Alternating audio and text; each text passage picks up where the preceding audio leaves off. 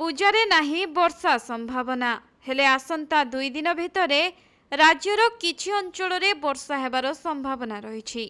आज मध्य किछि किछि स्थान रे वर्षा हेबा नेई पाणीपाग विभाग पूर्वानुमान करिछि। बिजुली घड़घड़ी सह वर्षा नेई 5टी जिला को येलो वार्निंग जारी करिछि पाणीपाग विभाग, जहाँकि भद्रक, केन्द्रापड़ा, कटक, खर्दा और पुरी जिले में वर्षा नेई पाणीपाग विभाग वार्निंग जारी करिछि। तेबे एही सप्ताह रे कोनोसी जिल्ला रे बड़ धरणर वर्षा हेबार भय नाही। बंगोपसागर रे सृष्ट लघुचापर कोनोसी प्रभाव ओडिशा उपरे पड़िब नाही बोली पाणीपाग विभाग सूचना देछि।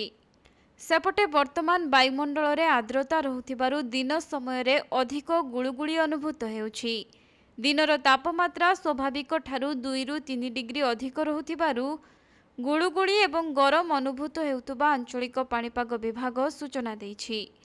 एथि सहित ओडिशारु मौसुमी फेरिबा प्रक्रिया आरंभ हेबो बोली विभाग पूर्वानुमान करिथिबा बेले वर्तमान मौसुमी फेरिबा पई पाग अनुकूल होई नाही, जहाँकि वायुमंडल रे यथेष्ट परिमाणर आर्द्रता रहुथिबारु मौसुमी अपसरिबार बाट फिटी नाही बोली विभाग कहिछि। अन्यपटे पूजारे आकाश निर्मल सह मेघमुक्त रहिबो बोली जଣା पड़िछि।